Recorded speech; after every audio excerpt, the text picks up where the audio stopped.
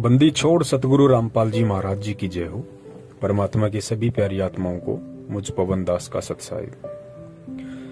बहुत सारे भगत भाई बहनों की एक शंका है, क्योंकि वो प्यारी आत्माएं नई नई परमेश्वर के मार्ग से जुड़ती हैं, पहले सत्संग इतना सुन नहीं पाती हैं और इस भक्ति मार्ग की जो क्रियाएं हैं जो गुरुदेव ने बताई हैं वो समाज और दुनिया के बिल्कुल विपरीत हैं। तो हर बार उनको ऐसा लगता है कि कहीं मेरा नाम तो खंडन नहीं हो गया, कहीं मेरी कोई मर्यादा तो भंग नहीं हो गई। चिंतित वो आत्मा हो जाती है। तो परम पूज्य सतगुरु रामपाल जी महाराज जी ने एक छोटे से सत्संग के माध्यम से उन सभी प्यारी आत्माओं का भ्रम निवारण और शंकाओं का निवारण किया है कि भाई जब तक आप अपनी तरफ से जानबूझकर कोई गलती नहीं करोगे, परमात्मा की मर्यादाओं को नहीं तोड़ोगे और अनजाने में यदि आपसे कोई भी गलती हो जाए, कैसी भी गलती हो जाए, कैसी भी गलती का मतलब यहां तक परमेश्वर बताते हैं कि अनजाने में धोखे से अगर आपके हाथों किसी की हत्या भी हो गई है तो परमेश्वर की नजरों में आप दोषी नहीं है। यहां का जो विधान है वो अलग है और परमात्मा का विधान अलग है। अगर धोखे से अनजाने में अगर हमारे से किसी जीव की हत्या भी हो जाती है और यदि हम परमेश्वर की शरण में हैं और मर्यादा में हैं तो परमात्मा यहाँ का जो नियम है काल भगवान का, उस हत्या के लिए जो दंड है परमात्मा उसमें भी हमारी रक्षा करता है और अपने विधान में तो परमात्मा पूर्णतया निर्दोष ही साबित करता है। तो इस छोटे से सत्संग में परमपिता परमेश्वर जी ने यही समझाया है कि बच्चों, इस मार्ग में आने के बाद तुम केवल ज्ञान को आधार बनाओ, सत्संग ज्यादा से ज्यादा सुनने का प्रयास करो, क्योंकि सत्संगों में समूल शंकाओं का निवारण है। छोटी छोटी बातों को लेकर चिंतित मत हुआ करो और ये जो परमेश्वर के नियम आपको बताए गए हैं, जो मर्यादाएं आपको बताई गई हैं कि किन किन बातों से आपकी मर्यादाओं का हनन होता है, आपकी मर्यादा खंडित होती है और परमात्मा की मेहर से आप दूर हो जाते हैं।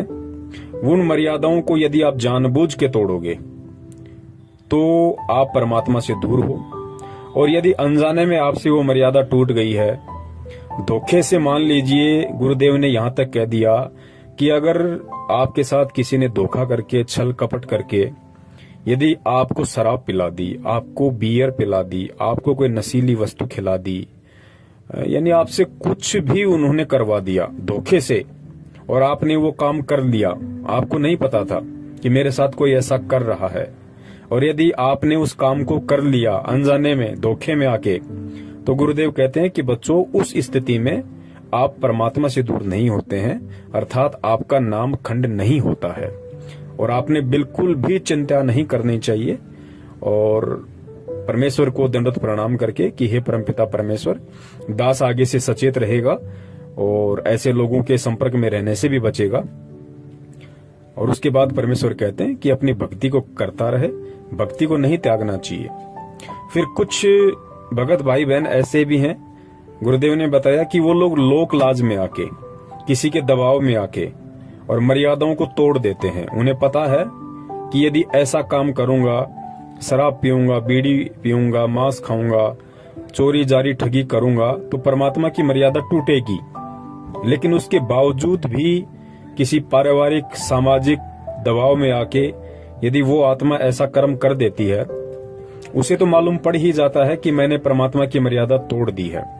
तो ऐसी स्थिति में भी परमात्मा ने उस आत्मा को यही कहा है कि बेटा, यदि तेरे से किसी ने मर्यादाएं तोड़वाई हैं, दबाव में लेके, प्रेशर में लेके या अन्य किसी कारण से, और मजबूरीवश यदि तूने वो काम कर दिया, उसके बाद भी तू भक्ति मत छोड़ना, भक्ति बिल्कुल भी मत छोड़ना। इस नाम का जाप करना, तीनों समय की आरती, परमात्मा का सत्संग, ये क्रियाएं बंद मत करना।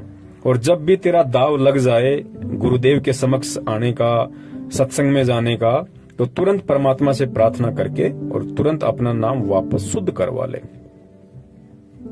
तो ये कुछ बातें हैं जो हमने विशेष तौर से ध्यान रखनी है, ताकि हम बात बात पे चिंतित ना हो, किसी की भी कह देने से हम परेशान ना हो और ज्ञान को आधार बना के हम भक्ति मार्ग पे परम पूज्य सतगुरु रामपाल जी महाराज जी के आशीर्वाद से इसी तरह आगे बढ़ते रहें। अब सुनिए परम पूज्य सतगुरु देव जी का एक छोटा सा सत्संग, जिसमें उन्होंने अपने मुख कमल से ये सारी बातें बड़े ही विस्तार से समझाई हैं। उसके बाद में हमें बिल्कुल भी चिंतित होने की आवश्यकता नहीं है। यदि हमने चिंता करनी है तो केवल अपने नाम की करनी है, अपनी मर्यादाओं की करनी है, कि हम परमेश्वर की शरण से दूर ना हो जाएं और जाने अनजाने में भी हमारे से कभी परमेश्वर की मर्यादाओं का खंडन ना हो। सत साहेब, जय हो बंदी छोड़ के। पूरे मानव को अज्ञान से भर रखा है और एक परिवार में एक या दो ही परमात्मा का बच्चा प्रथम आता है और वो कोई ना कोई ऐसी समस्या उसके आगे अड़ ही जाती है जिस कारण से संघर्ष करते करते भी गलती बन जाती है। तो फिर उसके लिए बताया जाता दोबारा उपदेश ले और आगे भगवान को याद करके और मर्यादाएं खंड नहीं करना, नहीं तो भक्ति नहीं चलेगी।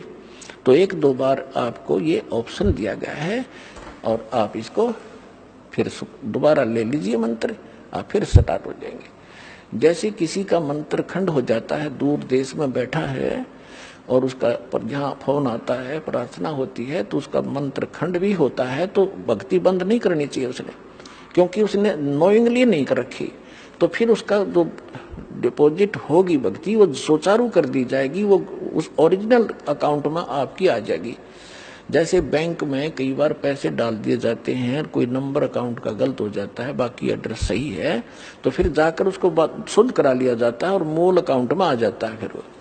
तो ऐसे आप कई एक भगत कह रहा था जी,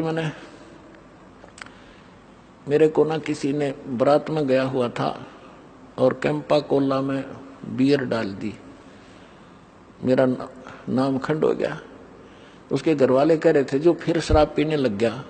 फिर वो आया, जब उससे पूछा भाई ऐसी गलती क्यों करी, कहने लगा जी मेरे साथ ऐसे ऐसे धोखा हो गया। फिर मैंने सोचा टूटता गया पी ले छक्के कोई बात हुई है मूर्ख आदमी। अब जैसे किसी के पैर पर गलती से कोई पत्थर गिर गया और उंगली का चोट लाएगी तो सारे टांग न तोड़ दे, फिर तक टूटता गई है थोड़ी सी, है बिना अकल की बात तुम्हारी। तो उसको ऐसा नहीं करना चाहिए। वो खंड आपने किया नहीं, किसी कारण से हो गया, तो वो खंड भी नहीं होता ऐसे। अगर किसी ने आपके साथ धोखा किया है तो आपका नाम खंडित नहीं हुआ। फिर भी शंका बनी है तो सुचारू करवा लीजिए, वो कोई दिक्कत नहीं। और भक्ति नहीं छोड़नी चाहिए, वो करती रहनी चाहिए। किसी भी कारण से खंडित हो भी गया है, साधना करते रहिए, लेकिन इस उद्देश्य से कि फिर माफी मांगूंगा।